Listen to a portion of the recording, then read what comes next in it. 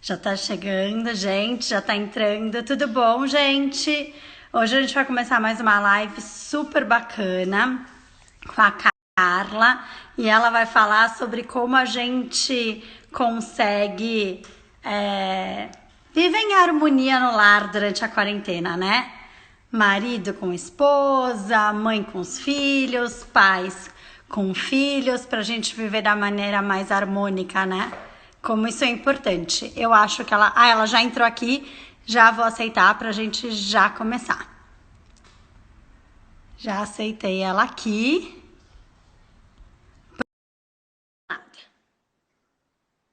Vamos esperar um pouquinho que eu acho que ela já tá entrando. Vocês estão me ouvindo bem? Oi, Cá, Oh. tudo bom? Tudo bom? Que legal estar aqui com você, Carol. Obrigada. Imagina, eu que agradeço, viu? Eu agradeço muito você ter aceitado o nosso convite. Nossa, com maior honra. Assim, se puder levar um pouquinho do que eu tenho me debruçado, estudado há anos para tentar melhorar a convivência, para qualquer lugar tentar levar isso, eu já fico feliz. Obrigada por esse espaço, Carol. Obrigada a você. Cá, eu queria que você começasse contando pra gente um pouquinho dessa trajetória profissional, para as pessoas te conhecerem direitinho. Eu vou falar bem brevemente, porque a gente tem uma hora e eu quero aproveitar mesmo para a gente trazer o nosso tema, né? Mas a minha primeira formação é em comunicação social, relações públicas, então eu falo que eu sou relações públicas que migrou o olhar para as relações humanas, né? Então eu trabalhei por alguns anos em algumas multinacionais na área de comunicação e depois eu tive a experiência de abrir minha própria agência, se chamava Raiz. Hello! Temos mais um integrante aqui. Ai, que lindo. Oi! Eu sou filho da Carolina. Eu te conheço. Você que não lembra da tia Carla. Lindo. Bem-vindo aqui à nossa conversa. Olha lá, harmonia. Que lindo. Eu tô achando muito lindo isso, Carol, de você abrir esse espaço com ele também presente, né? Os meus também às vezes invadem e é Eu esse acho que espaço. home office não tem jeito, né? É, é. É isso. Uhum. E aí fica suave, você vê ele vem, ele fala oi, ele se sente parte e ele sai, Exatamente. né? Numa boa. É. Exatamente. Então, Carol, e aí depois de alguns anos, eu tive a agência por 8 anos e a agência era muito voltada para a comunicação interna das empresas e eu comecei a sentir que não fazia muito sentido, aquela comunicação de alguma forma não estava funcionando. Aí eu fui buscar novas formações e aí eu descobri a ontologia da linguagem, que foi a filosofia que me fez ver a comunicação de um outro viés. E conforme eu fui estudando, eu fui percebendo que a ontologia da linguagem era uma comunicação que servia para todas as relações, né? Assim, que ela falava de relações mesmo, assim. Então, é disso um pouco que eu vou querer contar um pouco, compartilhar um pouco para vocês, porque eu brinco que a ontologia salvou a minha vida, porque eu consegui, a partir desse olhar, a ontologia da linguagem é uma filosofia desenvolvida pelo Rafael Echeverria, que foi meu professor, é um chileno, e é uma teoria muito complexa, muito linda, muito concatenada e que de fato ajuda muito no cotidiano, né? Hoje eu vou falar um pedacinho, né? Trazer algumas coisas bem aplicáveis, porque também a gente fala em filosofia, mas é super pragmático, super aplicável na vida. Então, e aí estou há alguns anos já envolvida com isso, que eu me nomeio como comunicação interpessoal, né? Assim, eu me nomeio como mentora de conversas conscientes para relações responsáveis. Então, quer dizer, eu realmente fui buscar esse espaço sério para as conversas, para a gente realmente se responsabilizar pelas nossas relações, né? E então eu tenho um espaço de trabalho, eu tenho um projeto que chama O Milagre das Conversas, que é voltado para pais e para conversa entre pais e filhos, né? Mães e filhos. Tem um projeto Arena de Convivência, que é voltado para empresários, onde a gente discute novas formas de se relacionar por meio dessa conversa consciente, né? E também faço atendimento individual, enfim, um leque amplo aí de atividades. É, Ah, então, isso é um pouquinho sobre mim. legal. Você sabe que eu vi acho que na semana passada, se eu não me engano, eu vi uma reportagem que me deixou triste e bem assustada, que era de uma sexóloga, mas ela estava falando dados mesmo. Alguma universidade, eu não me lembro agora o nome, fez uma pesquisa e 80% dos casamentos são levados por barrigada. Né? Então, a pesquisa é que 80% dos casais são infelizes e continuam no relacionamento. E eu fiquei bem assustada, eu achei um número, assim, realmente muito alto, né? E aí eu parei um pouco para pensar nisso, que como a gente leva a nossa vida, né, de uma maneira muito automática e acaba não pensando efetivamente nas coisas. E eu acho um pouco, e óbvio que eu acho que essa quarentena vai trazer muitos problemas econômicos, não sou idiota de falar aqui que não, né? Eu acho que vai trazer para todo mundo, mas eu acho que para a família é um momento muito importante, né? Eu acho que as pessoas,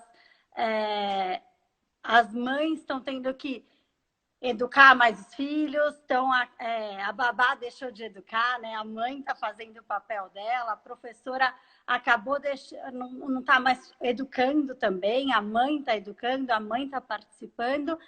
E nos casamentos também, eu acho que os casamentos as pessoas estão tendo mais, elas ficam juntas o dia inteiro, né? E elas estão tendo um tempo melhor para se conhecer, o que é bom e ruim por um lado, né? E é isso que eu queria saber, como a gente faz para manter uma maior conexão e uma harmonia no nosso lar nesse momento?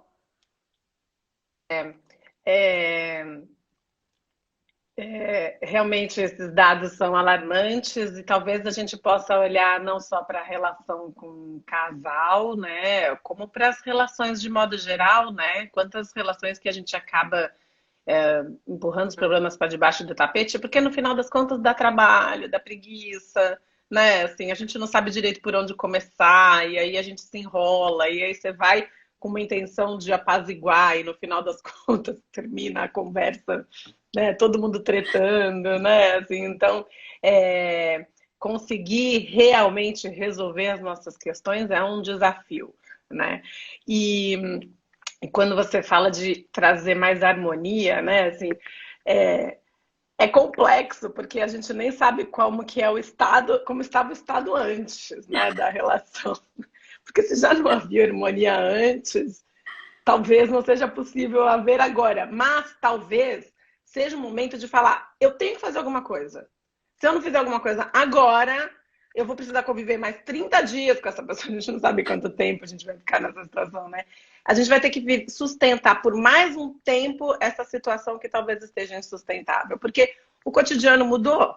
O cotidiano de todo mundo mudou e a gente agora convive 24 horas com as pessoas que nós escolhemos, mas que são aquelas pessoas que... Quer dizer, não necessariamente, né? A gente está falando aqui de pessoas que talvez estejam seguindo a gente e que estejam convivendo num formato tradicional de pai, mãe, filho, não sei o quê. Tem gente que está convivendo com mãe, né? Tem gente que está convivendo só com uma funcionária ajudando. E, de toda forma, todas as emoções vão aflorando, né? Nessa situação.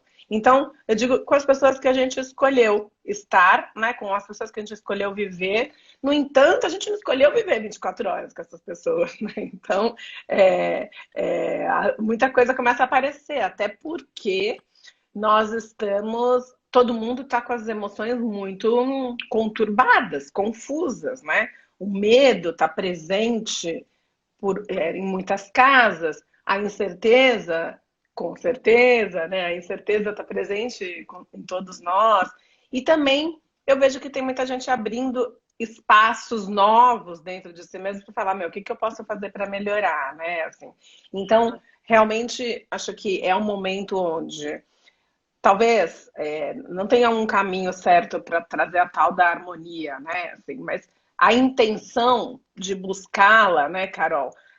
Quando a gente assume essa responsabilidade, muita coisa muda, eu acho. Então, se eu falo, eu vou resolver essa situação, né? Eu já não estou sustentando mais e alguma coisa eu preciso fazer. Então, acho que até é legal que as pessoas que estão aqui comecem a escutar a partir dessa escuta, do tipo, é você que está aqui e é você que vai decidir fazer coisas diferentes. Então, não transfira essa responsabilidade para o outro, porque o outro não está aqui, né? Assim, então, acho que esse é um caminho possível de se começar a pensar. Né? Eu vejo, Carol, quando você traz esse dado dessa sexóloga, eu vejo que existe um vão realmente entre as relações, né? E talvez esse vão ele esteja presente, ele exista por conta da falta, da ausência de conversas, né? E de conversas realmente necessárias. Porque existem muitas conversas na nossa vida que são silenciadas, sejam por medo, sejam por vergonha, sejam por preguiça, né? Assim, então, porque dá muito trabalho. Então, de fato, essa convivência de 24 horas, ela acaba aflorando conversas que precisam ser conversadas, né? E que não foram. Então, também precisa tomar cuidado, porque também talvez não seja o momento de abrir conversas. Eu sou uma pessoa que eu uso muito esse termo e também eu promovo muito isso dentro da minha casa, assim, que a gente precisa conversar sobre isso. Que horas que a gente vai fazer isso, né? Quando? E tudo bem agendar, porque nem sempre o humor é possível de fazer uma conversa saudável naquele momento. Mas, de toda forma, a conversa ela é algo muito complexo, né? A conversa, ela não se a gente for parar para pensar, Carol, a conversa, eu e você aqui conversando, existe um mundo imenso aí em você e um mundo imenso aqui em mim, né? E como que é que a gente faz essas conversas? A gente faz uma conversa de um jeito muito desleixado, sem lembrar de que, na verdade, são dois mundos complexos de cada lado e que o que eu falo nem sempre vai ser o que você entende, que você vai compreender, né? Então, antes de falar de conversa, especificamente, eu estava pensando assim que, então, em primeiro lugar, a gente precisa assumir essa posição de que eu sou responsável por essa situação. E eu costumo dizer assim, que eu sou a adulta da situação. Seja nas relações com as crianças, ou seja até mesmo na relação com qualquer outra pessoa que talvez não esteja adultizado naquele momento, né? Assim, a gente tem... Na verdade, a gente se depara o tempo todo com muitos adultos que não são e não agem como adultos, né? Assim, e quando a gente fala de agir, a linguagem, a fala, ela é uma ação, né? Ela é ação, ela não é passiva, ela é ativa. Então, a nossa fala é o tempo todo uma forma de nossa ação, né? Então, em primeiro lugar, ocupar esse lugar de adulto, de fato, né? De falar assim, adulto aqui, eu sou adulta nessa situação e como é que adulto se comporta numa situação dessa, né? Acho que esse é um primeiro passo. E aí, eu tenho falado muito sobre esforços de adultos nesse período. Porque a gente vai ter que se esforçar para conseguir chegar perto, talvez um pouquinho perto dessa harmonia, né? E nem sempre ela vai existir, mas o esforço vai ter que ser contínuo. A gente vai ter que estar muito atento o tempo todo a isso, né? Então, em primeiro lugar, essa questão de assumir que eu sou adulto. Em segundo lugar, eu acho que a gente está num momento também de aumentar a tolerância, né? Então, o que não significa ser permissivo, né? Mas é isso que você falou. Home office, tudo bem da criança entrar. Tudo bem do cachorro latir e a gente ter que sair para botar o cachorro para fora, né? Assim, eu tenho percebido que cada vez que eu me dou conta que eu consegui engolir ou economizar um grito, me invade uma sensação de paz dentro de mim, sabe? Uma sensação de vitória. Porque se nós estamos angustiados com essas situações, imagina como estão as crianças também, né? Exatamente. Então, cada vez que eu consigo engolir um grito, porque a vontade dele aparece o tempo todo, né? E aí eu lembro que, putz, só caiu o Todd na pia. E aí ele vai agora me ajudar a limpar, né? Assim, toda vez que eu consigo engolir esse grito, me traz uma sensação de vitória, que fica aqui já uma dica, eu não gosto muito de dica, mas assim, que que se a gente tentar olhar para a situação e ver se realmente aquilo merece aquela energia, tá todo mundo já tão mal, tão triste, tão angustiado, para que a gente ainda vai continuar usando muitas vezes, né, a cultura do grito? Não sei você, eu fui educada nessa cultura. Minha mãe é uma linda, mas assim, na época dela eu gritava mesmo, e das minhas amigas também. A minha... Era na base do grito, né? Assim, e tá tudo bem. E eles também não aprenderam outro jeito e não pararam para refletir sobre isso, e agora a gente tem chance de parar para pensar um pouco sobre isso, né? O que não significa que eu não grito, hein? Né? Mas eu também já vi que não funciona muitas vezes. Às vezes é a única coisa que funciona. Mas a maioria das vezes, se passa a ser o tempo todo, perde a força, né? Assim. E aí, Carol, o terceiro lugar seria a gente lembrar que somos seres conversacionais. E que tudo na nossa vida, os resultados da nossa vida são por conta das conversas que a gente tem ou que a gente não tem. Né? E aí eu estava pensando aqui, isso parece trivial, mas na verdade a gente acaba nunca falando sobre isso. Mas assim, para vocês conseguirem fazer essas lives que vocês estão fazendo, que estão sendo super úteis para todo mundo que está participando, eu imagino que talvez você tenha tido uma conversa interna com você primeiro, pensando, putz, o que a gente vai fazer para o Cansei, que agora, né, essa fase tensa, mas a gente não pode parar. Aí você tem uma ideia. Aí você vai discutir com a Leilane e com a Carol dessa ideia. E aí vocês também estão conversando. E aí, para realizar as lives, vocês têm que conversar com as pessoas que vocês querem convidar, né? Assim, então, na verdade, todas as ações da nossa vida, se você parar para pensar e quem estiver participando parar para pensar, tudo é resolvido pelas conversas. Inclusive as coisas que não dão certo. São porque são conversas que não deram certo ou são conversas que não foram acontecendo conforme precisava, né? Tá fazendo sentido até aqui, Carol? Muito, muito, para mim muito. Então, vou continuar. Se tiver alguém aí fazendo alguma pergunta ou alguma dúvida da questão específica, a gente pode fazer uma pausa, né? Tá. Então, assim, eu fico sempre muito atenta a essa. Quais são as conversas que eu preciso realizar na minha vida? Só que a gente falou também que esse é um momento complexo de fazer conversas sem saber conversar, né? E, sem saber conversar de uma forma sistematizada, né? Porque, olha só, se a gente for pensar quais são os elementos de uma conversa, eu vou falar aqui só alguns, mas existem muito mais. Então, existe a forma como eu escuto, a forma como eu falo, o meu silêncio interno, se existe esse silêncio interno para eu te escutar de verdade, ou o meu agito interno, o silêncio do contexto, se existe esse espaço para eu realmente processar a informação do jeito que deve ser feita. Vem comigo nas conversas as minhas emoções, vem comigo a minha história, vem comigo a história dos meus antepassados, as crenças que eles depositaram em mim, que eu nem tenho a menor ideia de quais sejam, né? Assim, então, toda a forma como eu vejo a vida, como eu vejo o mundo, está nessa conversa. Então, eu estou conversando aqui com você e, na verdade, existem 3 conversas. Existe a nossa conversa, e existe a sua conversa interna aí, com todos os seus pensamentos e os exemplos e as cenas que estão passando pela sua vida dentro de você e dentro de mim também, né? Assim, então, eu acho lindo, a ontologia me fez ver isso, que dentro de uma conversa, na verdade, existem 3 conversas, no mínimo, Com né? certeza.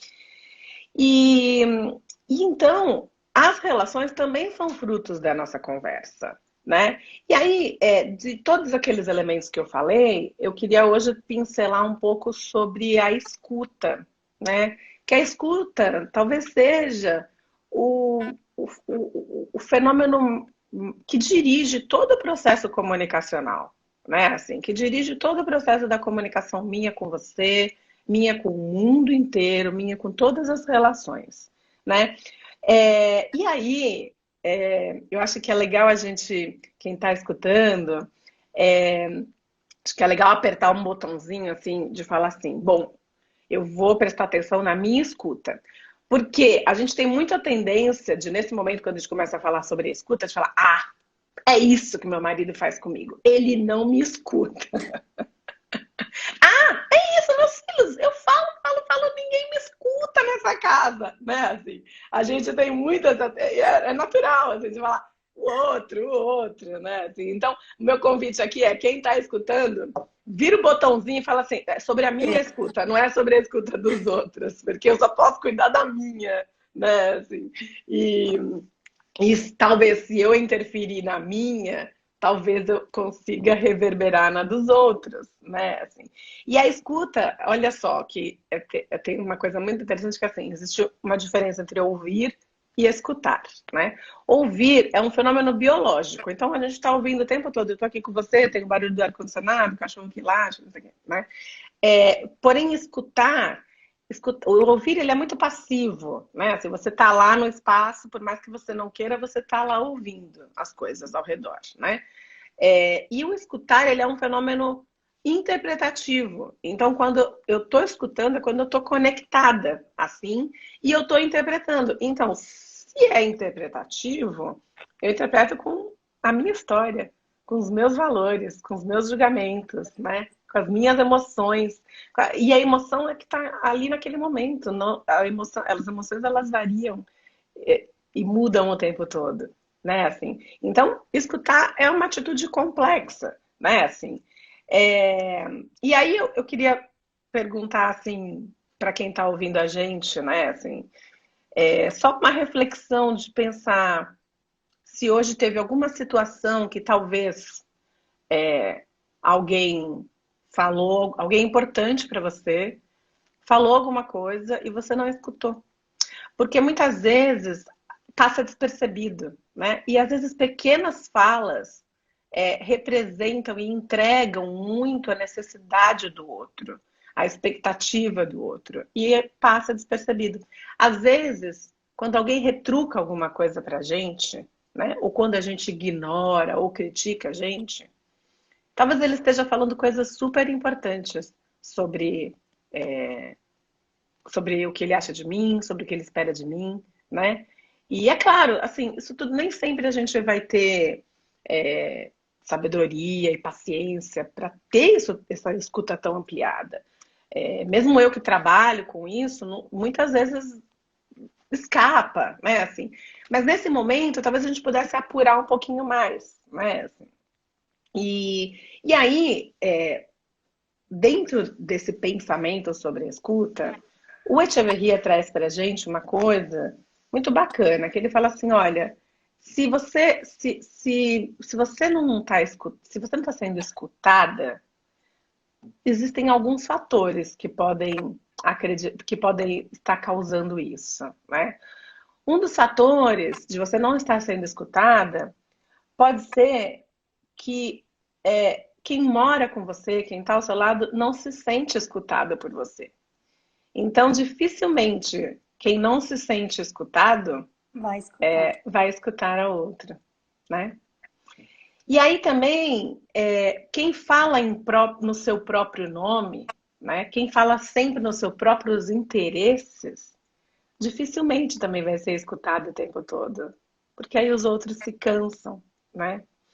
O jeito como a gente fala pode despertar uns sentimentos muito confusos também no outro, né? E às vezes esse jeito pode afastar e pode até ensurdecer a relação, né? E também a gente também foi criado numa cultura onde a gente tem uma tendência muito forte de estar escutando para responder, escutando para contestar, escutando para discordar e geralmente levando à invalidação do outro. E não é porque somos maus, é porque é uma tendência, é uma coisa que acontece com a gente foi criado muito nesse espaço de ou não questionar nada ou questionar tudo, né? Assim, a gente não aprendeu a escutar, né? Então, o que eu acredito e ele traz também é que a gente só vai conquistar que os outros nos escutem quando a gente aprender a escutar o outro também, né? E aí, a escuta, ela nos leva à transformação e ela nos leva à compreensão do outro. Esses dois fatores, esses dois resultados da escuta são muito poderosos na relação. Ele tanto nos leva a compreender mais sobre o outro, como nos leva também à transformação. Quando a gente para, tem uma frase do Dalai Lama que ele fala, quando você fala, você está dizendo o que você já sabe. Mas quando você escuta, você tem a chance de aprender alguma coisa nova, né? Assim, então, é um pouco disso, assim, sobre a escuta, né? Assim. E aí, Carol? Sabe isso que você está falando, Ká? Eu realmente acredito